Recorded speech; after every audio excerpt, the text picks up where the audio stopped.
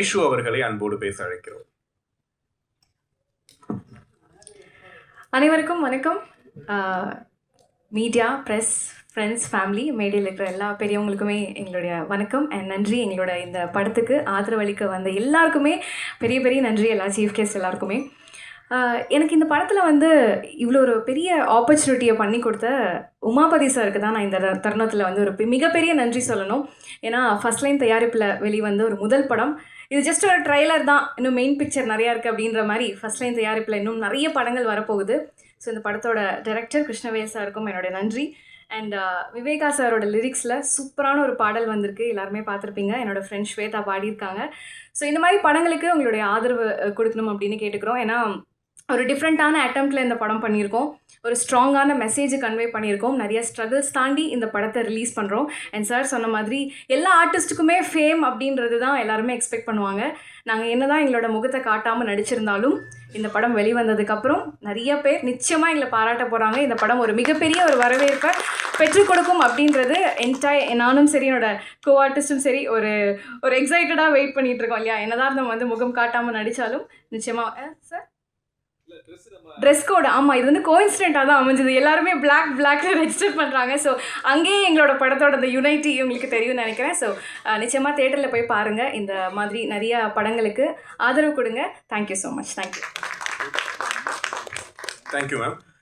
இப்போ அடுத்ததாக இந்த படத்தோட இயக்குனர், இவரை பற்றி நான் கொஞ்சம் சொல்லணும்னு நினைக்கிறேன். பிகாஸ் நான் நிறைய இன்டர்வியூ பண்ணியிருக்கேன். இவரை பார்க்கும்போது பல்க் ஆஃப் இன்ஃபர்மேஷன் அப்படின்னு தான் தோணும். சார் நைட்டு பிரியாணி போய் சாப்பிட்றது சரியா அப்படின்னு கேட்டால், நைட்டு போய் சாப்பிட்றத விடுங்க கிறிஸ்டி, அதுக்கு பின்னாடி ஒரு அரசியல் இருக்குது தெரியுமான்னு சொல்லி அரசியல் சொல்லுவார். சார் காலைல கஞ்சி குடிக்கலாமா, காலைல கஞ்சி குடிக்கணும் என்ன அரசியல் இருக்குன்னு தெரியுமான்னு கேட்பாரு. ஸோ அந்த மாதிரி எதை கேட்டாலும் எப்போ கேட்டாலும் அப்படியே அள்ளி தெளிச்சிட்டு இருப்பாரு. ஸோ இந்த படத்தோட இயக்குனர் கிருஷ்ணவேல் அவர்களை அன்போடு பேச அழைக்கிறோம்.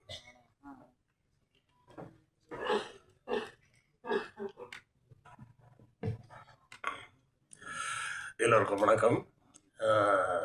இந்த படத்தை பற்றி நான் சொல்கிறது ஒரு பக்கம் இருக்கட்டும். திரைப்படத்துறைக்கும் எனக்கும் எந்த சம்மந்தமும் கிடையாது. நான் எந்த இயக்குனர்கிட்டையும் போய் உதவி இயக்குனராக வேலை செஞ்சதோ, இல்லை யாராவது உதவி இயக்குனர்கள் எனக்கு நண்பர்களோ அப்படிலாம் கிடையாது. சரி, அப்படிலாம் இருக்கும்போது இந்த படத்தை எப்படி செய்யணும்னு உங்களுக்கு தோணுச்சு அப்படின்னு கேட்டிங்கன்னா, பேசிக்கலாக நான் ஒரு சர்வைவர்னு தான் எனக்கு ஆங்கிலத்தில் சொல்ல தெரியுது, தமிழில் எப்படின்னு தெரியல. அதாவது எந்த ஒரு சூழ்நிலையிலும் தளராமல் அந்த இடத்துலேருந்து மேலே வர்றது அப்படின்றது எனக்கு பழகி போன ஒன்று. இந்த 55 வயசில் இது வரை கிட்டத்தட்ட பார்த்திங்கன்னா ஒரு 8 பிஸ்னஸ் ஆரம்பித்து க்ளோஸ் பண்ணியிருக்கேன். சரிங்களா? ஒரு 2வது பிஸ்னஸ் க்ளோஸ் ஆனவுடனே எல்லோரும் மூடி வச்சு வீட்டுக்கு போயிடுவாங்க. இது வரை 8 பிஸ்னஸ் பண்ணி க்ளோஸ் பண்ணியிருக்கேன்னு வச்சிங்களேன். கொரோனாவில் க்ளோஸ் பண்ணது 8வது பிஸ்னஸ். அந்த நேரத்தில் ஒரு நண்பர் மூலமாக ஒரு ப்ரொடியூசர் அவர் பொண்ணை ஹீரோயினாக போட்டு படம் எடுக்கணும்னு சொல்லி கேட்டார். சரின்னு நாங்கள் கதையெல்லாம் எழுதிட்டோம். நம்ம மைனர் சொன்னது தான், கொரோனா டைமில் தான். கதையெல்லாம் எழுதி முடித்த நேரத்தில் ஒரு சில பிரச்சனைகளின் காரணமாக அந்த ப்ரொடியூசர் நான் வரலன்ட்டார். அப்போது யாரை வச்சு எடுக்கலாம் அப்படின்னு யோசித்தோம். ஒன்று எடுத்தால் நயன்தாரா வச்சு எடுப்போம், இல்லைனா யாருமே வேணாம் விடு அப்படின்னு சொல்லி தான் முடிவு பண்ணி இந்த இடத்துக்கு இப்படி யாருடைய முகத்தையும் காட்டாமல் எடுக்கலாம் அப்படின்னா அதுவே ஒரு புதுமையாக இருக்குமே அப்படின்னு சொல்லி மாற்றினோம். சரி, இயக்குனராக நீங்கள் வந்துட்டீங்க அப்படின்றதெல்லாம் ஓகே. எப்படி வந்தீங்க அப்படின்னா, கிட்டத்தட்ட நம்ம மகாபாரதத்தில் வர ஏகலைவன் மாதிரி தான். ஆனால் எந்த துரோணாச்சாரியாரும் என்கிட்ட கட்டவரெல்லாம் கேட்க முடியாது. நான் எங்கள் தலைவரே சொல்லியிருக்கார், கட்டை விரலை கேட்டால் பட்டை உரியும் அப்படின்னு. அது ஒரு பக்கம் இருந்தாலும் இருக்கக்கூடிய அந்த துரோணர்களின் எண்ணிக்கை ரொம்ப ஜாஸ்தி. என் கை விரல் மட்டும் பத்தாது, கால் விரலையும் கட் பண்ணி கொடுக்கணும். அதுவும் பத்தாதுன்னா உமாவதிட்ட கடமையும் வேறு கட் பண்ணி கொடுக்கணும். அவ்வளோ பேர்கிட்டேருந்து எடுத்துருக்குறோம். எத்தனை பேர் கவனிச்சிங்கன்னு தெரில. முந்தான முடிச்சின்னு ஒரு படம், பாக்யராஜ் சாரோட படம். அந்த படத்தோட ஹீரோவாக அவர் தான் நடிச்சிருப்பார். எல்லா படத்துலையும் பார்த்திங்கன்னா ஒவ்வொரு கேரக்டருக்கும் ஒரு பேர் வச்சுருப்பாங்க. அந்த காலத்தில் இதை யாரும் கவனிக்கவே விட்டுட்டாங்கன்னு தான் நினைக்கிறேன். முந்தான முடிச்சு படத்தில் வந்த பாக்யராஜ் சாரோட கேரக்டரோட பேர் யாராச்சும் சொல்ல முடியுமா? ஏன்னு கேட்டிங்கன்னா, அந்த கேரக்டருக்கு அவர் பேரே வைக்கலை. படம் ஃபுல்லாகவே எல்லாரும் அவரை வாத்தியார் வாத்தியார் வாத்தியார் தான் கூப்பிடுவாங்க. அந்த படத்தில் நான் கடைசி கிளைமாக்ஸ் சீனில் கண்டிப்பாக சொல்லிவிடுவாங்க, அப்படின்னு எதிர்பார்த்தேன். ஏன்னா ஊர்வசி போய் குடும்ப கட்டுப்பாடு ஆப்ரேஷன் பண்ண போயிருப்பாங்க. இவர் போ போய் அந்த ஹாஸ்பிட்டலில் அவங்கள கூட்டு வரதுக்காக போகிறப்ப அட்லீஸ்ட் டாக்டர் வந்து உங்கள் பேர் என்ன அப்படின்னு கேட்பாங்க அப்படின்னு நினச்சேன். அங்கேயும் அந்த இடத்துல ட்ரிக்காக டயலாக் வச்சுருப்பார், நீங்கள் தான் அந்த பொண்ணோட புருஷனா அப்படின்னு தான் அந்த டாக்டர் கேட்பாங்களே தவிர அங்கேயும் பேர் கேட்க மாட்டாங்க. ஸோ அந்த படமும் இதில் ஒரு இன்ஸ்பிரேஷன் இருக்குது. அறிஞர் அண்ணாவோட ஓரிரவு இன்ஸ்பிரேஷன் இருக்குது. கலைஞரின் படங்கள்லேருந்து இன்ஸ்பிரேஷன் இருக்குது. இன்னும் சொல்லப்போனால் பார்த்திபன், அதாவது சொல்லணே, இந்த நான் கற்றுக்கிட்ட துரோணர்கள் அப்படின்னு சொன்னால் என் கை விரல்கள் என் கால் விரல்கள் மட்டும் இல்லாமல் உமாபதியும் கடன் வாங்கி தான் வெட்டி கொடுக்கணும் அப்படின்ற கட்டாயத்தில் இப்படியாக ஒரு வித்தியாசமாக ஒரு படத்தை செய்யணும்னு முடிவு பண்ணோம். இதில் பெண்கள் குறித்து, பெண்கள் பாதுகாப்பு குறித்து, பெண்கள் எதை கண்டு அச்சப்படக்கூடாது அப்படிங்கிறதெல்லாம் குறித்து ஒரு விழிப்புணர்வோடு சேர்த்து கொடுக்குற மாதிரி ஒரு படம் பண்ணணும் அப்படின்னு தான் பிளான் பண்ணி இதை பண்ணியிருக்கிறோம். இது பல படங்களின் தழுவலாகவும் இருக்கலாம், சாயலாகவும் இருக்கலாம், காப்பின்னு கூட சில பேர் சொல்லலாம். ஆனால் கதை வந்து ஃப்ரெஷ்ஷாக தான் இருக்கும், அதுக்கு நான் கேரண்டி. ஸோ இந்த படம் கண்டிப்பாக பேசப்படும்னு நம்புகிறோம். ஏன்னா ஒரு கிரியேட்டராக நான் பாசிட்டிவாக தான் எதிர்பார்க்க முடியும். படம் திரைக்கு வந்த பிறகு உங்கள் ஆதரவுக்காக காத்திருக்கிறோம். இன்னும் நிறைய பேசலாம், இன்னும் நண்பர்கள் பேச வேண்டியிருக்குது அப்படின்றதுனால நம்ம இதோடு இதை முடிச்சுக்கலாம். மீண்டும் மற்றொரு சந்தர்ப்பத்தில் இன்னும் விரிவாக பேசலாம். நன்றி, வணக்கம்.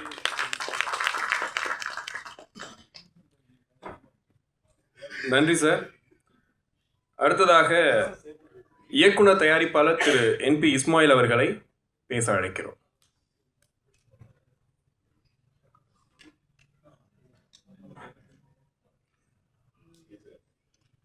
இந்த மாலை நேரத்திலே அனைவர்களுக்கும் வணக்கம். மேடையில் இருக்கும் ஆண்டோர்களே, சார்ந்தோர்களே, இந்த விழாவிற்கு உமாபதி சாரை பற்றி நான் பேச போகிறதே இல்லை. ஏன்னு சொன்னால் எல்லாரும் பேசிட்டாங்க, உங்களுக்கு எல்லாருக்கும் தெரியும். இந்த படத்தினுடைய இயக்குனர் மற்றும் தொழில்நுட்ப கலைஞர்கள் எல்லாருக்குமே முதல்ல என்னுடைய நன்றி, வாழ்த்துக்கள். என்னென்னு சொன்னால், முயற்சி என்பது வேற, புது முயற்சி என்பது வேற. புதுசாக முயற்சி எடுக்கிறதுக்கு பயங்கரமான தைரியம் வேணும், அதெல்லாம் எனக்கு கிடையாது.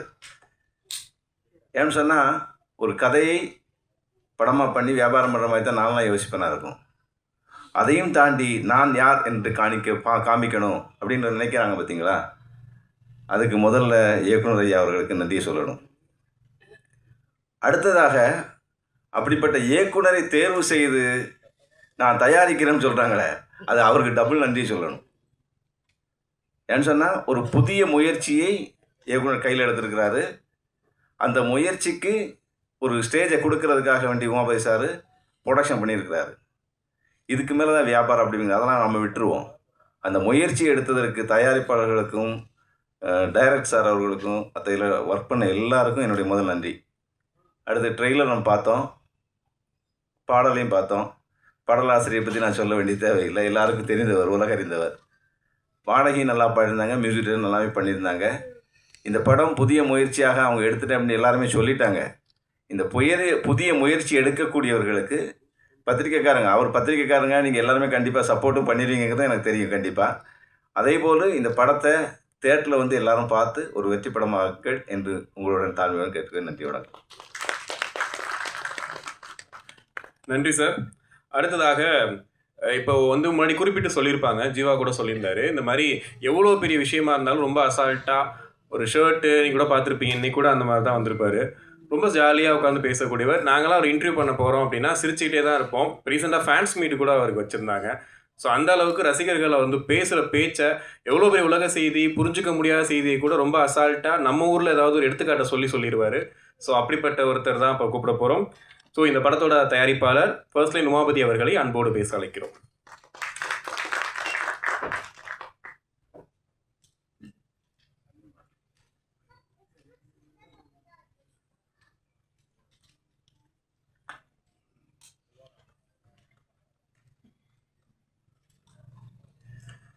எங்களுடைய அழைப்பை ஏற்று இங்கு குடியிருக்கும் பத்திரிகை உலக நண்பர்கள்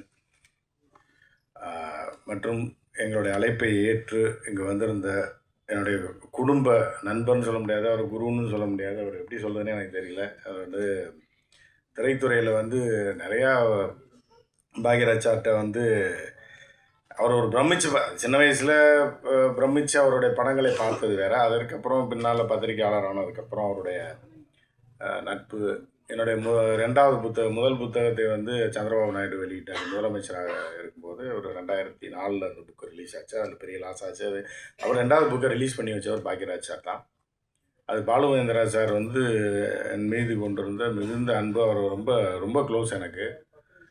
அதுவும் ஒரு சண்டையில் தான், ஒரு பத்திரிகையாளனா ஒரு சண்டையில் தான் அவரோட மிகப்பெரிய பாதியில் அந்த ஃபங்க்ஷனில் எந்திரிச்சு போயிட்டார் பாலுமகேந்திரா சார். அதுக்கப்புறம் அவரோட நட்பு கிடச்சி அப்புறம் கடைசியில் ஒரு தகப்பன் ஸ்தானத்தில் பழகி கொண்டிருந்தார். அவர் தான் அந்த புக்கை ரிலீஸ் பண்ணக்கூடிய ஒரு சூழலில் வந்து அவருக்கு உடல்நிலை சரியில்லாமல் போயிடுச்சு. ரொம்ப சீரியஸாக அப்போது அட்மிட் ஆகிட்டார். அதுக்கப்புறம் அதுக்காக அந்த புஸ்தக விழா, என்னடா முதல் புஸ்தகம் டோட்டல் லாஸ், அது ஆங்கிலத்தில் இருந்த கிராண்ட் மாஸ்டர் ஆஃப் பாலிடிக்ஸ் அப்படின்னு சொல்லி ஹைதராபாத்தில் நான் இருக்கும்போது அங்கே ஒரு சேனலோட ஹெட்டாக இருந்தேன், சீஃப் ரிப்போர்ட்டராக இருந்தேன். அப்போ முதல்வரோட ஏற்பட்ட பழக்கம். அதுக்கப்புறம் ஆந்திரா பாலிடிக்ஸை பற்றி, கர்நாடகா பாலிடிக்ஸ், தமிழ்நாடு பாலிடிக்ஸை கம்பேர் பண்ணி எழுதுனா அவர் ரிலீஸ் பண்ணார். ஆனால் ஃபினான்ஷியலாக எனக்கு பெரிய கடன் ஆயிடுச்சு. அதுக்கப்புறம் 10 வருஷம் எதுவுமே எழுதலை. அதுக்கப்புறம் தான் பதிவுகள்னு எழுதி அப்புறம் அதுவும் பாலுமகேந்திரா சாருக்கு உடம்பு சரியில்லாமல் போயிடுச்சு. சரி, அப்புறம் அவர் சொன்னார், அப்போ உங்களுக்கு யாரை பிடிக்கும், என்னால் ராணிப்பேட்டை வரைக்கும் வந்து ரிலீஸ் பண்ண முடியாது, என்னோடய உடல்நிலை தான் உங்களுக்கு, சென்னைனா கூட நான் வந்துடுவேன், அப்படி வேறு யாராவது நீங்கள் கூப்பிடுங்க, உங்களுக்கு வேறு பிடிக்கும். எனக்கு பாக்யராஜ் சாரை பிடிக்கும், ஆனால் வந்து எனக்கு பழக்கம் இல்லையே, தெரியாது. நீங்கள் நேராக போய் பேசுங்க, நான் ஏதாவது சொன்னார்னா நான் ஃபோன் பண்ணுறேன், நான் சொல்கிறேன், பேர் சொல்லுங்கன்னு. நான் அதுக்கான அவசியமே இல்லை. அப்போ தான் எனக்கு ஒரு 18-20 வருடங்களுக்கு முன்பு பாக்யராஜ் சார் எனக்கு பழக்கம். 2008 அந்த 7-8 வாக்கில் பழக்கம். அதற்கப்புறம் அவர் மிக நெருக்கமாயிட்டார். நான் போய் வீட்டில் உட்காந்தனால அவங்க மேடம் வந்து டென்ஷன் ஆயிடுவாங்க. இவர் எங்கே ஆளை காணா, 1 மணி நேரம் 1.5 மணி நேரமாக பார்த்தா அந்த உமாபதினா ஐயோ அவ்வளோதான் சீன் முடிஞ்சு, நீ ஒரு 10 மணி ஆயிரும்ன்ற மாதிரியான ஒரு நட்பு. அது ஒரு பெரிய ஜாம்பவான். அவர்கிட்ட பல கதைகள்லாம் டிஸ்கஸ் பண்ணியிருக்கோம். சில அவர் எவ்வளோ பெரிய ஆள், ஆனால் வந்து என்னை கூப்பிட்டு உட்கார வச்சு திடீர்னு ஒரு 2.5 மணி நேரம் 3 மணி நேரம் ஒரு கதையை முந்தானை முடிச்சோட இன்னொரு வெர்ஷனை சொல்லுவார்.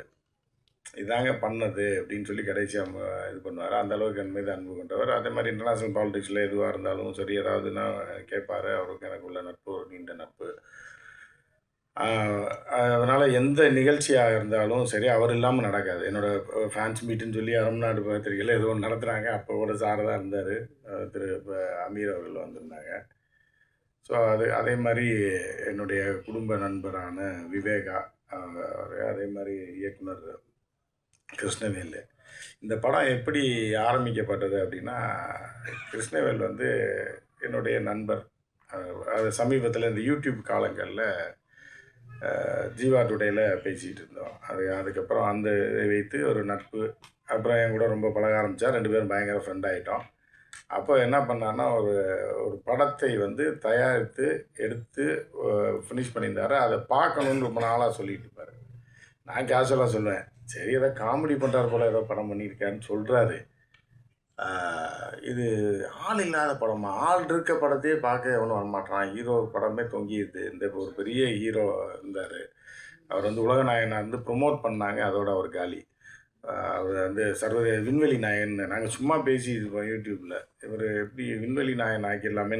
அதுக்கு அடுத்த வாரமாக மணிரத்னம் எப்படி அது தெரிஞ்சு வச்சாரா, அவரை வச்சான்னு தெரியல, விண்வெளி நாயகன்னாரு, ஸ்பேஸுக்கு அனுப்பிட்டாங்க அவரை அந்த படத்தோட. ஸோ அப்படி படங்களே ஓட மாட்டேங்குதுன்னு கிருஷ்ணவேல் பண்ணியிருக்காருன்னு பார்த்தா, ஒரு நாள் பாருங்கன்னு சொல்லிட்டு இருந்தார். ஒரு நாள் கேஷுவலாக போய் நான் பல விஷயம் பேசிகிட்டு இருப்போம், அரசியல் தான் பேசுவோம், அதெல்லாம் ஒரு நாள் ஒரு படத்தை வந்து ஒரு ப்ரிவியூ மாதிரி காட்டினா பயங்கர இன்ட்ரெஸ்டிங்காக போச்சு. ஏன்னா ஆளே இல்லை, ஒரு கார் மட்டும் போகுது, இன்ட்ரெஸ்டிங் அடி போகுது. சரிண்ணா அப்படி பார்த்துக்கிட்டே இருக்கோம். டைம் பார்த்தா 35 நிமிஷம் தாண்டி போயிடுச்சு. என்னடா இவ்வளோ இதாக போகுது, இன்ட்ரெஸ்டிங்காக போகுது அப்படின்னோடனே அது ஒரு கட்டத்தில் அதை ஃபினிஷ் பண்ணிட்டார். அதோட டியூரேஷன் வந்து இதாக இருக்குது. அதுக்கு அடுத்து வந்து அந்த கதை வந்து ரொம்ப அருமையாக செதுக்கியிருப்பார். யாருமே இந்த மாதிரி ஒரு முயற்சி எடுத்ததே கிடையாது. எடுத்து அதை வந்து இன்ட்ரெஸ்டிங்காக வேறு கொண்டு போய் இவ்வளோ தூரம் பண்ணியிருக்காரு அப்படிங்கும்போது ரொம்ப ஆச்சரியமாக இருந்துச்சு. அப்போ என்ன பண்ணலான்னு சொல்லி அப்புறம் டிஸ்கஸ் பண்ணியிருந்தோன்னே, சரி இதோட இன்னும் ஒரு 40% ரீப்ரொடியூஸ் பண்ண வேண்டிய ஒரு கட்டாயத்தில் இருக்கும். இப்போ எங்கள்லாம் பெரிய கோடிக்கணக்கில் லட்சக்கணக்கில் காசு இல்லை, அப்படி போயிட்டுருக்கு. அப்போ வந்து ஒரு நாள் என்ன பண்ணேன், இது திடீர்னு ஒரு நாள் பேசி ரீப்ரொடியூஸ் பண்ணி சேர்த்துடலாம், வேறு ரேஞ்சுக்கு கொண்டு போயிடுவோம் அப்படின்ட்டு. இயக்கத்திற்காக பாக்யராஜ் சாருக்கெல்லாம் தெரியும். என்னுடைய கதைகள் சொல்லியிருக்கோம், பேசியிருக்கோம். ஒரு என்னுடைய கதையில் ஆரம்பித்த ஒரு மிக பிரம்மாண்டமான படம். ஒரு 10 நாள் மலேசியாவிலேயும் தாய்லாண்டில் ஷூட் பண்ணி அதோட நின்றுச்சு. நான் திருப்பி என்டிடிவிக்கு வந்து ஜாயின் பண்ணிட்டேன் 2009 படம் ஆரம்பித்து. என்னோடய கதை டைரக்ஷன் வந்து மலையாளத்தில் ஃபேமஸாக இருக்கக்கூடிய டாப் 5ல் இருக்கக்கூடிய ஒரு இயக்குனர். அந்த படம் ஒரு 7 நாள் ஷூட்டிங் போய் நின்றுச்சு. திருப்பி அதுலேருந்து திருப்பி அந்த மாதிரி வெளில வந்துட்டேன். ஏற்கனவே ஒரு படம் ப்ரொடக்ஷன் வரைக்கும் போய் எடுத்தாச்சு. இப்படி தள்ளி போயிட்டே இருந்தது. அடுத்த ஒரு ப்ராஜெக்ட் இப்படி தள்ளி போயிட்டே இருந்தது. சரி, அப்போ திருப்பி என்டிடிவி இண்டூவில் ஜாயின் பண்ணிட்டேன் அசோசியேட் எடிட்டராக. அதுக்கப்புறம் பார்த்திங்கன்னா தந்தியில் சீஃப் எடிட்டராக அப்படி இருந்தால் அப்புறம் அப்படியே போயிட்டு இருந்ததுன்னு வச்சுக்கலாம். அது 2 வருஷம் போயிட்டு இருந்தது. இடையில எடுக்கப்பட்ட முயற்சிகளெல்லாம் வந்து எதுவுமே பெருசாக வரல. ஆர்ட் ஃபிலிம்ஸ் அப்பப்போ டைரக்ட் பண்ணிவிட்டு அப்படியே போயிட்டு இருக்கக்கூடிய காலகட்டத்தில் நம்ம ப்ரொடியூசர் சுரேஷ் சார்லாம் இருக்கார். நான் ஒரு ப்ரொடியூசர்னால் எனக்கு அவர் ப்ரொடியூசர். ஸோ அதனால் அவங்களெலாம் அழைச்சிருக்கேன். ஸோ அந்த மாதிரி போயிட்டு இருந்தது. திடீர்னு பார்த்தேன் படம் வந்து ரொம்ப இன்ட்ரெஸ்டிங்காக போயிட்டு இருந்தோடனே சரின்னு பாடலில் சேர்த்துருவோன்னு சொல்லி ராஜா சாரை போன பிறந்தநாளில் பார்த்து அவருடைய ஒரு பெரிய பாடலை வாங்கி அதை கேரளாவில் ஷூட் பண்ணோம். இது பார்த்தீங்க அப்படின்னா எல்லாமே என்னுடைய பத்திரிகை நட்பு ஓட்டம். ட்ரிவாண்ட்ரமாக இருந்தாலும் சரி, கொல்லமாக இருந்தாலும் சரி, நீங்கள் வந்து எல்லா இடத்துலையுமே டைம்ஸ் ஆஃப் இந்தியாவில் இருக்கக்கூடிய ஒரு மூத்த ஆசிரியர் அவர். நீங்கள் வந்து ட்ரிவாண்ட்ரத்துலாம் சில இடத்துல ஃப்ளை கேம்ப் பறக்க விடவே முடியாது. வினோத் இருக்கீங்களா? வினோத், ட்ரோன் வினோத் இருந்தார். வாங்க உட்காருங்க. வினோத் எப்படி அப்படின்னா, நான் அந்த டிவியில் எடிட்டராக இருக்கும்போது என்ன பண்ணுவாங்கன்னா, நாங்கள் சில விஷயத்தை வந்து உத்தரவாக போடுவோம் ரிப்போர்ட்டர்கிட்ட. அசைன்மெண்ட் டெஸ்கில் எனக்கு இது வேணும், இது ஏன் எடுக்க முடியாது, ட்ரோனில் ஏன் எடுக்க முடியாதுன்றீங்க அப்படின்னா, இல்லை சார் போலீஸ் இது பிடிச்சிடும் அது ஏங்க ஒரு முன்னணி டெலிவிஷனில் இதை வந்தோடனே நானே களத்துக்கு போயிடுவேன். அதுக்கு யாருன்னா வினோத்தை கூப்பிட்டு போவேன். எவ்வளோ பெரிய வீடாக இருந்தாலும் எவன் வீட்டு ஜன்னலுக்குள்ளேயும் ட்ரோனை விடுவோம். அந்த ஆற்றல் படைத்த என் தம்பி வினோத். எவனை பற்றியும் பார்க்க மாட்டேன். தூக்கிடானா தூக்கி தந்துடக்கூடிய ஒரே ஃப்ளை 1.5 நிமிஷம் தான் பறக்கும். எல்லாத்தையும் எடுத்துகிட்டு அது வந்து ஹெலிகாம என் காருக்குள்ளே வந்து உட்காந்துரும். எவனும் அப்படி ஒரு கில்லாடியை நான் அந்த வயசில் நான் பார்த்தது. நான் சொல்கிறது 8 வருஷத்துக்கு முன்னாடி ட்ரோன் வந்த புதுசில். வினோத் போகலாமா அப்படின்னு. அதுக்கப்புறம் போகலாமான்னா சரி சார் என்ன சத்தம்லாம் பின்னாடி உட்காந்து அப்படியே பாட்டு கேட்டே வருவாப்புல. வினோத் இங்கே போட்டுருவோமா அப்படின்னு. மிகப்பெரிய இடங்களில் இப்போ அதெல்லாம் பயன்படுத்த முடியாது. ஏன்னா எலக்ட்ரானிக்கல்லேயே வந்து அது கனெக்டட் ஆகிடுச்சு. உங்களோட ஐடியை காட்டி கொடுத்துரும். ஏர்போர்ட்டை சுற்றி 5 கிலோமீட்டரில் பறக்க விட்டிங்கன்னா அவங்க ஐடியை காட்டி கொடுத்துரும். உங்களை ஒத்திக்கிறாங்க போலீஸ். அந்த காலகட்டங்கள் அப்படி இல்லை. கண்ணில் பார்த்தா போலீஸ் பிடிச்சிடுவாங்க. பல இடங்கள் அதை சொல்ல விரும்பலை. அந்த மாதிரியான இடங்கள்லாம் ஆர்கியாலஜிக்கல் சைட்லாம் வந்து நானும் வினோத் மட்டும் காரில் போவோம். போய்ட்டு 2 கிலோமீட்டருக்கு முன்னாடி கார்லேருந்து என் காருக்குள்ளேருந்து ஃப்ளை கேம்ப் போய் அப்படியே 3 கிலோமீட்டர் மேலே போகும். கண்ணுக்கே தெரியாமல் போயிட்டு அப்படி 3 கிலோமீட்டர் போய் அங்கே டவுனில் இறக்கி எடுத்துகிட்டு இது எங்கேருந்து வருதுன்னு எவனுமே கண்டுபிடிக்கிற முன்னாடி என் காருக்குள்ளே வந்துடும். கார் எடுத்துகிட்டு வந்துடும். அப்படிப்பட்ட ஒரு வித்தைக்காரன் தான் என் தம்பி வினோத். அதுக்கப்புறம் இந்த படத்தில் இந்த காட்சியெல்லாம் பார்த்துருப்பீங்க. ட்ரோன் காட்சிகள் கேரளாவில் பறக்க விட்டுருவோம். அது முக்கியமான இடங்கள்லாம் ஒன்றும் இல்லை. பர்மிஷன் வந்து கிராண்டட் கிடையாது. வேறு எந்த சினிமாக்காரர்களாக இருந்தாலும் அந்த ஷாட்டுக்கு ஒரு 5 லட்ச ரூபா 4 லட்ச ரூபா செலவு பண்ணணும் பர்மிஷனாக ஆட்டிக்கிது இது பறக்க விட்டுறதுக்கு. இதை வந்து நாங்கள் வந்து காலையில் 6:30லேருந்து 7:30க்குள்ளே அந்த ஷூட்டை முடித்தோம். முதல் பாட்டில் உள்ள சில சீன்ஸு, 2வது பாட்டில் உள்ள சில சீன்ஸ் சில இடங்கள்லாம் பார்த்திங்கன்னா ஒரு டிசி நண்பர் டெப்டி கமிஷனர் ஆஃப் ட்ரிவாண்ட்ரம் பேசுகிறோன்னே எடுத்துங்க. ஒன்றும் பர்மிஷன்லாம் அது ப்ராசஸ் ரொம்ப இதாகணும். காலையில் 6:30 மணிக்கு பறக்க விட்டோம். பீச்சு டவரு எல்லாத்தையும் எடுத்துகிட்டு 7:30 மணிக்கு அங்கேருந்து பேக்கப் பண்ணிட்டு வந்துட்டோம். 1 ஹவர் தான் ஷூட். அந்த அங்கேயே ஷூட் பண்ணது 3 இடத்துல 3 மணி நேரம் ஷூட் பண்ணி அந்த சாங்கை முடிச்சிட்டோம். அதுக்கப்புறம் பார்த்திங்கன்னா இந்த படத்தை வந்து இவ்வளோ அதாவது பிரம்மாண்டமாக இருக்கும். ஆனால் ரொம்ப லோ பட்ஜெட்டில் பண்ணியிருக்கோம். அது லோ பட்ஜெட் ஃபிலிமாக இருக்காது, ரிச்சான ஃபிலிமாக இருக்குது. ஏன்னா இதோட காஸ்ட் வந்து வேறு. ஆனால் திறமையான கலைஞர்கள் என்னோடய கேமராமேன் வரல. அவங்க வெளியூரில் ஒரு முக்கியமான ஒரு ப்ரோக்ராமாக போயிட்டாப்புல. 2வது கேமராமேன். இது படத்துக்கு 3 கேமராமேன். அவர் ஷூட் பண்ண ஒரு கேமராமேன். அதுக்கப்புறம் வினோத்தை வச்சு அந்த சாங்கு. அதுக்கப்புறம் இன்னொரு கிம்பலுக்கு ஒரு கேமராமேன். எப்போ போவோம் அப்படின்னு பார்த்தீங்கன்னா கொஞ்சம் கொஞ்சமாக ஷூட் பண்ணோம். அந்த 6 மாதமாக எப்படின்னா மலை ஷாட் எடுக்கணும். சூப்பராக இருக்கும். நானும் கிருஷ்ணவேலும் பேசுவோம். மலை ஷாட் எடுக்கணும்னா அப்புறம் என்ன அதுக்கான எவ்வளோ செலவாகும்னு பத்திரிகை நண்பர்கள் தெரியும். ஒரு மலை ஷாட் எடுக்கணும் அப்படின்னா என்னென்ன பண்ணணும். அதுக்காக மலை வரைக்கும் வெயிட் பண்ணி டக்குன்னு ஆர்கனைஸ் பண்ணுவோம். ஏன்னா ஹீரோயின் எங்கள் பொண்ணு. சரி நான் டக்குன்னு என்ன பண்ணுவோன்னா டக்குன்னு ஃபோனை போடுவோம். கிருஷ்ணகிரியில் வந்து 4 மணி மழை இன்றைக்கி மெட்ராலஜியில் பார்ப்போம். இன்றைக்கி மழை வர மாதிரி இருக்குது அப்படின்னோடனே பிளான் பண்ணுவோம், அது மழை வரும். ஏன்னா நம்ம தொழிலில் இவ்வளோ நாள் இருக்கோம், அந்த பத்திரிக்கை தொழிலில் யார் சொன்னால் மழை வரும் என்ன வரும்லாம் தெரியும். ஸோ இன்றைக்கி ஒரு நாள் மழை வருது. மழை வந்தோன்னே ஐஸு டக்குன்னு ஒரு கார் ரெடி பண்ணோம். நான் கிருஷ்ணவேல் வண்டி ஏறினேன், நேராக போனோம். ட்ரோனு, ஒரு கிம்பல் கேமு, ஒரு 2 அசிஸ்டண்ட்டு தான், 2 காரு, டக்குன்னு போனோம். அந்த ஷாட்லாம் நீங்கள் படத்தில் பார்த்தீங்கன்னா தெரியும், பயங்கர பிரம்மாண்டமாக அந்த இயற்கையாகவே அமைஞ்சுது. பயங்கர பிரம்மாண்டமாக அமைஞ்சுது. அந்த கார் வந்து ரோட்டில் வந்து ஒருத்தன் மிரட்டுறது, இந்த காசை கொண்டு போய் கொடுக்குறது, அதுக்கு அந்த நேரத்தில் ஆள் இல்லாமல் ட்ரோனில் வினோத்தை எடுத்துகிட்டு அதுக்கப்புறம் வினோத்தை அதில் நடிக்க வச்சோம். ஸோ அந்த மாதிரியான ஷார்ட்ஸ்லாம் அது வந்து அந்த அந்த அந்த ஒரு நாள் நான் நைட் ஷூட் பண்ணதுக்கு மட்டும் 10 லட்ச ரூபா எல்லாம் பண்ண முடியாது. அதை நாங்கள் சிம்பிளாக ஒரு 3 கார் எடுத்துகிட்டு போய் ஒரு சிம்பிள் பட்ஜெட்டில் அதை பண்ணோம். அதுக்கப்புறம் பார்த்திங்கன்னா மழை அதாவது ஸ்கை வந்து பார்த்திங்கன்னா ஒரு சில நாட்களில் தான் வந்து பார்த்திங்க அப்படின்னா பஞ்சாக இருக்கும் மேகம். நீங்கள் மழை காலத்தில் அந்த மாதிரி மேகத்தை பார்க்கவே முடியாது, வெயில் காலத்துலேயும் பார்க்க முடியாது. அப்படி ப்ளைனாக இருக்கும், பிரைட்டாக இருக்கும் ஸ்கை.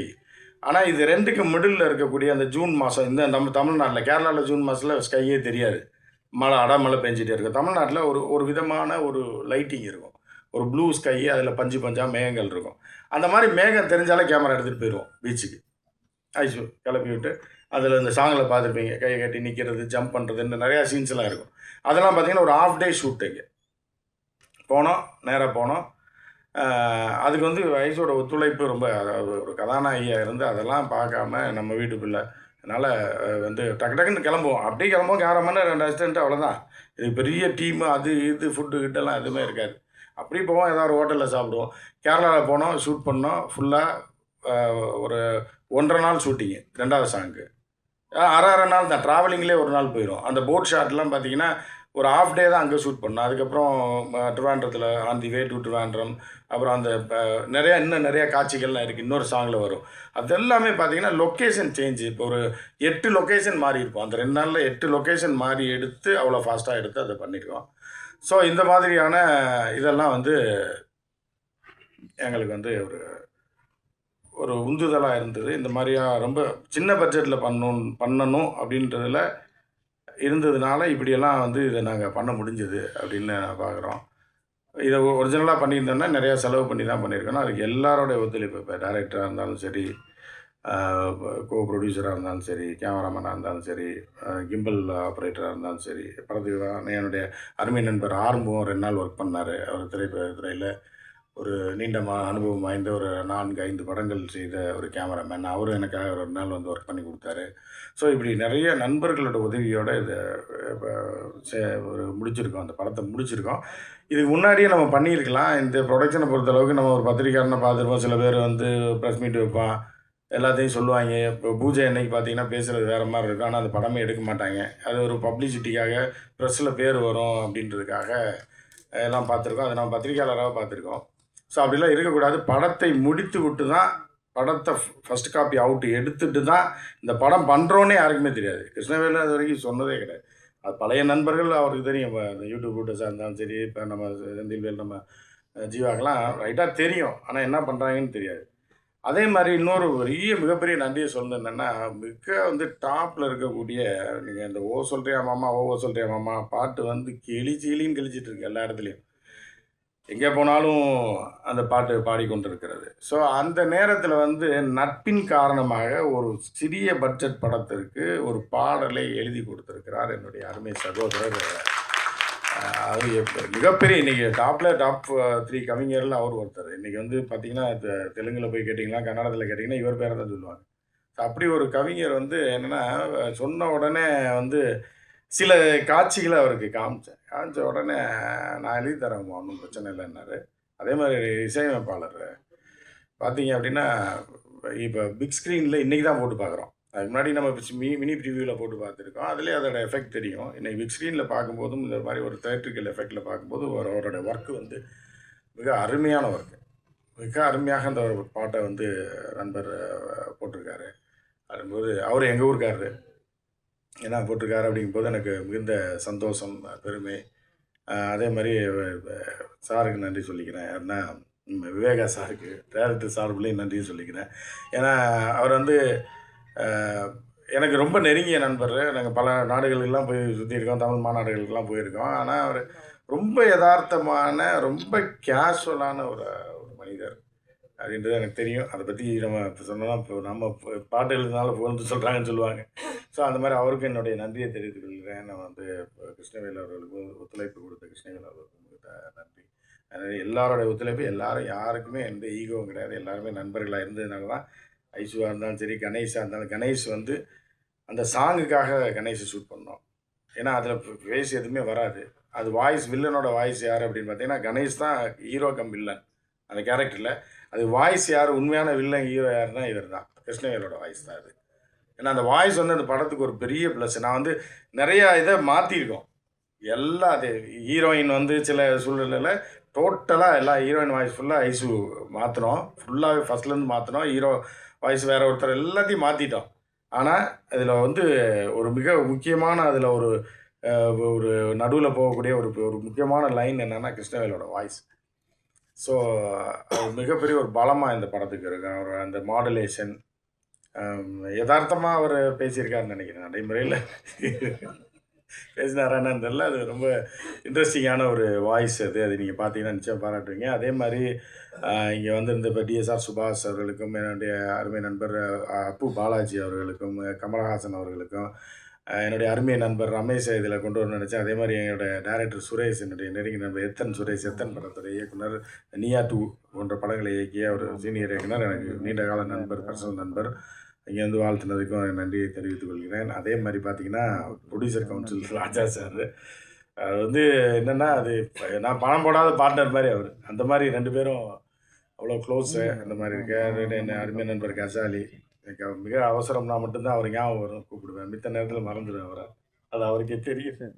ஸோ அந்த மாதிரி இது மாதிரி டிடி சுரேஷ் சார் வந்திருக்காங்க. அதே மாதிரி என்னுடைய அருமை நண்பர்கள், எனக்கு பிடித்த பாசமிகு பத்திரிகையாளர்களாக இருக்கக்கூடிய என்னுடைய செந்தில்வேல். அதாவது என்னென்னா செந்தில்வேல் இருந்தார், இப்போ மீடியாவில் இருக்கும்போது ஒரு நியூஸ் ஆங்கராக இருந்தார். அப்படின்றத தாண்டி அவர் எவ்வளோ தூரத்துக்கு இன்றைக்கி அவரை வந்து பாலிஷ் பண்ணி சுயமாக வந்து அவர் எந்த இடத்துல இருக்கான்றது எனக்கு ரொம்ப சந்தோஷமாக இருக்கும். அவருடைய பேச்சை கேட்கும்போதெல்லாம் எனக்கு ரொம்ப ஹாப்பியாக இருக்குது. நானும் அவரும் பேசினோன்னா ஜாலியாக யதார்த்தமாக பேசுவோம். சீரியஸான மேட்டரை கூட யதார்த்தம் பேசுவோம். அதே மாதிரி என்னுடைய சகோதரர், அதாவது திராவிட சிசுன்னு சொல்லலாம் அவரை, ஜீவா அவர்கள். நாங்கள் 2 பேரும் உட்காந்தோன்னா அந்த காம்பினேஷன், அது எங்கள் தொழில் வேறு ரொம்ப இதான இருக்கும். அதே மாதிரி யூடியூப் ரூட்டர்ஸோடைய ரசிகன் நான். எப்படின்னா நான் எங்கள் ஊர் பாஷையில் ஓட்டிகிட்டு இருப்பேன், மதுரை பாஷையில். அவர் அதை பார்த்துட்டு ரொம்ப சந்தோஷப்படுவார். அதே மாதிரி யூடியூப் ரூட்டர்ஸ் பேசுகிறத பார்த்து நான் தனியாக உட்காந்து சிரிச்சுக்கிட்டு இருப்பேன். அவங்க பேசுகிறது ஆஹா இது எடுக்கலாம், ஆனால் நம்ம பேச முடியாது, இவங்க 2 பேரும் உட்காந்தா தான் கரெக்டாக இருக்கும் அப்படின்ற மாதிரி யூடியூப் ரூட்டர்ஸ் வந்து அது மாதிரியான வருது. என்னையும் ஓட்டி விட்டுருக்காப்புல ஒரு ஆரம்பத்தில். ஏன்னா ஒரு சேனலில் போய் நான் தெனாவட்டாக பேசிகிட்டு இருந்தேன் 2-3 டேரக்டரை பற்றி. நீ என்ன இப்போ என்ன பண்ண, நீ காசை வாங்கிட்டு போகிற, மக்களுக்கு நீ சரியா, மக்கள் தான் டிக்கெட் எடுக்கிறாங்கன்ற மாதிரி பேசிவிட்டப்போ அது ஏதோ ஓடி இருந்தார். அதை பார்த்து நான் சிரிச்சிட்டு தான் இருந்தேன். ரைட்டு, இது கரெக்டு தானே அப்படின்ற மாதிரி. இந்த மாதிரி நண்பர்கள் இருக்காங்க. அதே மாதிரி இஸ்மாயில் ஒருத்தர் அமைதியாக உட்காந்துருக்காரு பாருங்க, கையை கேட்டுட்டு 7 படம் இயக்கியவர். அதில் வந்து 4 படம் வந்து இவர் வந்து என்ன பண்ணியிருக்காருன்னா ப்ரொடியூஸ் பண்ணி இயக்கியிருக்காரு. 7 படம் இயக்கியவர். அவருடைய 3 படங்களில் நான் வந்து அந்த நிகழ்ச்சியில் பங்கேற்றிருக்கேன். படத்தில் பங்கேற்கல, நிகழ்ச்சியில் பங்கேற்றிருக்கேன். அந்த மாதிரி ஒரு மிக அருமையான எனக்கு ஒரு நண்பர், அமைதியானவர். 7 படங்கள் முடிச்சு இது எப்படி விற்றாரு, எப்படி எடுத்தார் அப்படின்றதே தெரியாது. இந்த கடைசி படம்லாம் பார்த்தீங்கன்னா ஷூட்டிங்கு நான் போயிருந்தேன் ஒரு இடத்துக்கு. கடைசியில் பார்த்தா விழான்றாரு. அதே 2 படம் ஆக்கிட்டாரு, கன்னடத்தில் ரிலீஸ் பண்ணிட்டாரு. அப்போ சேர்த்தா 9 வருது, 9 படம் வருது கன்னட படம்னு சேர்த்தா. எந்த பஞ்சாயத்தும் இல்லாமல் 2 ஹீரோயின், கன்னட ஹீரோயின் வச்சார், ஒரு ஹீரோ வச்சார், ஒரே இடத்துல ஷூட் பண்ணார். 35 நாளில் படத்தை தூக்கி போட்டார். 2 படம் ஆக்கி அதிலேருந்து எடுத்து. ஆனால் பார்த்தீங்கன்னா குவாலிட்டி அருமையாக இருந்தது, நல்லா இருந்தது. அந்த இதுக்கு தகுந்த மாதிரி அவர் ஒரு மிகப்பெரிய ஒரு நண்பர் எனக்கு. அதனால் எல்லாமே மிக நெருங்கிய, மனதுக்கு நெருங்கியவர் தான் நம்ம கூப்பிட்டுருக்கோம். அதே மாதிரி ரமேஷ்குமாரை பற்றி நான் சொல்லியிருந்தேன். அதே மாதிரி ஸ்ரீதர் அவர்கள், ரமேஷ்குமார் அவருடைய நண்பர். அவர் சொன்ன உடனே ஒருத்தர் கோ ப்ரொடியூசராக வந்து உதவி செஞ்சுருக்காரு. கடைசி கட்டத்தில் அவர் தான் வந்து இது பண்ணவர். அதே மாதிரி என்னுடைய அருமை நண்பர் அப்பு பாலாஜி, மிக செல்வாக்கு. அதாவது வேலூரில் போய் இறங்கினேன்னா எங்கே பார்த்தாலும் அப்பு பாலாஜின்னு போஸ்டராக இருக்கும். அந்த மாதிரியான ஒரு நபர் அமைதியாக உட்காந்துருக்காரு. அவரும் பர்சனல் நண்பர், அதனால் அவரையும் எடுத்திருக்கிறோம். வந்திருந்த அனைவருக்கும் யாரோ பேர் விட்டுட்டு போயிருந்தேன்னா மன்னித்து விடுங்கள். இந்த படம் சிறப்பாக வந்திருக்கு அப்படின்னு நாங்கள் நம்புகிறோம். நிச்சயமாக அது பார்த்தவர்களும் இது பண்ணுறாங்க. பாக்யராஜ் சாரும் பார்த்தார் படத்தை, ஒரு மினி தியேட்டரில் பார்த்தாரு. இன்னும் விவேகா அவர்கள் வந்து சில சீன்களை மட்டும்தான் பார்த்தார். பாடல்கள் அவருக்கு முன்னாடியே போட்டு காமிச்சோம். ராஜா சாருக்கு தெரியும் இவன் என்னமோ பண்ணிகிட்டு இருக்கான் என்ன, ஒரே ஆஃபீஸ் தான். இந்த படம் ஆரம்பிக்கும் போது பார்த்தீங்கன்னா எப்போயாவது கிருஷ்ணவேல் வருவார், ஏதோ 2 பேர் வர்றாங்க, 2 பேர் தான் இருக்காங்க, ஏதோ ஒன்று பேசுகிறாங்க, அவர் போகிறாரு. அடுத்து கொஞ்சம் கச்சாலி வருவார், அவர் ஏதோ ஒன்று பேசுவார். சரி ஏதோ வீடியோ யூடியூப்க்கு எடுக்கிறாங்க போல நினச்சிட்டு இருப்பார் ராஜா சார். அப்புறம் என்ன சார் படம் கிட்டான்னு ஏதோ காதல் விழுந்துச்சு அப்படின்னு வராமல் அப்புறம் ஐஸ் வரும், தின்னு வரும், சாப்பிடுவாங்க போவாங்க, ஒய்ஃபு வருவாங்க, போயிடுவாங்க. சரி ஏதோ வர்றாங்க போகிறாங்க அப்படின்னு நினச்சிட்டு இருந்தால் படத்தை முடிச்சிட்டிங்களான்னு ஷாக்காக கேட்டார் விட்டார். என்னங்க சொல்கிறீங்க அப்படின்னாரு. ஆமாம் உங்கள் ஆஃபீஸில் இதான், ஒரு ஆஃபீஸில் வந்து இவர் ஒரு ரூமு, எனக்கு ஒரு ரூம், அதில் ஒரு யூடியூபும் இருக்கும், ப்ரொடக்ஷன் இதுவும் இருக்கும். ஆனால் அது ப்ரொடக்ஷன் மாதிரியே தெரியாது. சில நேரம் அங்கேயே தூங்கிடுவேன் நான், ஒரு 2 மணி ஆகும். இதையும் முடிச்சுட்டு இது யூடியூபுக்கு எடுத்துகிட்டு அப்படியே தூங்கிடுவான். அங்கேயே சாப்பிடுவோம், வெளியில் ஆர்டர் பண்ணி சாப்பிடுவோம். அதுக்கு எந்த மேனேஜர், நம்ம மேனேஜர் வரும், அவரும் ரூம்லேயே படுத்திருப்பார், சாப்பாடு வாங்கிட்டு வர, ஃபோன் பண்ணுவார், அங்கே பேசுவார். இப்படியே ஒரு சிம்பிளாகவே சத்தம் இல்லாமல் நகர்த்தி படத்தை முடிச்சுட்டு தான் வெளியில் கொண்டு வரணுன்ற இதில் முடிந்து ஃபஸ்ட் காப்பி அவுட் எடுத்து அதை பார்த்து எங்களுக்கு திருப்தி ஆனதுக்கு பிறகு தான், இன்னும் வந்து பத்திரிகை நண்பர்கள் யாருக்குமே வந்து இன்னும் இது போடல, ப்ரிவ்யூ போடல. ப்ரிவ்யூக்கு தான் அவர்களுக்கு சிறப்பாக கொண்டு போய் எல்லாத்தையும் காட்டணும். அவங்க பார்த்துட்டு அவங்க கருத்தை சொல்லுவாங்க, என்னுடைய அருமை சகோதரர்கள். ஸோ அது அடுத்த வாரம் இல்லை ஒரு 10 நாளில் அது நடக்கும். படத்தை முடித்து விட்டு தான் செய்ய வேண்டும் என்பதற்காக இந்த பாடலை இப்போது படத்தை முடித்து விட்டு ரிலீஸ் பண்ணி எல்லாத்துக்கும் தயாராக வச்சுருக்கோம், ப்ளேட்டில் வச்சுருக்கோம் படத்தை. ஸோ இந்த 2 பாடலையும் இந்த இந்த இது ட்ரெய்லர் கூட நேற்று நைட்டோட நைட்டாக கட் பண்ணோம். கட் பண்ணி டிசிபி பண்ணி டக்கு டக்கு டக்குன்னு சரி போடலாம் அப்படின்னு கடைசி நேர முடிவில் தான் போட்டோம். பல பேர்கள் கூட அதில் போடாமல் விட்டுருக்கோம். ஸோ திடீர்னு என்ன அது டைட்டில் போய் உட்காரல, அதனால கிராஷ் ஆகிடுச்சு. அதுக்கப்புறம் காலையில் 3 மணிக்கு தான் அவுட் எடுத்து, அதுக்கப்புறம் திருப்பி வந்து இங்கே போட்டு பார்க்க முடியல, அந்த மாதிரி போட்டோம். அதே மாதிரி வந்து இன்னொரு விஷயத்தையும் சொல்லணும், இந்த தேட்டருக்கு ரொம்ப நன்றி சொல்லணும், பிரசாத் தேட்டருக்கு. இதை நன்றி உரையாகவும் நான் பயன்படுத்திக்கிறேன். என்ன அப்படின்னு இன்னும் நிறையா பேச வேண்டியது இருக்குது, சிறப்புரையே இருக்குது. சிறப்புரை உட்காந்துருக்காரு. அதாவது இப்போ குறைந்த பட்ஜெட்டில் ஒரு அட்வான்ஸை மட்டும் வாங்கிட்டு பண்ணுறாங்கல்ல பிரசாத், எவ்வளோ பெரிய கம்பெனி வந்து எங்களை போன்ற ப்ரொடியூசர்லாம் திடீர்னு 35,000 கேட்டுங்க, 40,000 கேட்டால் எடுத்துகிட்டு வராமல் வந்திருப்போம். ஆனால் சரி 10,000 இருக்கா, சரி ரைட்டு, மேலாளர் அவர்களுக்கு நன்றியை சொன்னேன். 10,000 சரி ஓகே சார், ஒன்றும் பிரச்சனை இல்லை சார், ஒரு சீட்டை போட்டு கொடுத்து பேலன்ஸ் நீங்கள் அன்றைக்கி ஃபங்க்ஷன் அன்றைக்கி கொடுங்க அப்படின்ற மாதிரியான ஒரு தேட்டர், இவ்வளோ பெரிய தேட்டர் சென்னையில் இருக்குன்றதே ஒரு மிகப்பெரிய விஷயம். ஸோ அவர்களுக்கு நான் நன்றியை தெரிவிக்கிறேன். அடுத்து சிறப்பு பேச்சாளர் இருக்காங்க, இன்னும் சிறப்பாக பேசுவாங்க, அதெல்லாம் இருக்காங்க. நீங்கள் இவ்வளோ நேரம் அமைதி காத்தது மாதிரி இன்னும் சில மணித்துளிகள் அவர்கள் பேச வரைக்கும் நீங்கள் அமைதியாக இருந்தீங்கன்னா நல்லாயிருக்கும். நன்றி, வணக்கம்.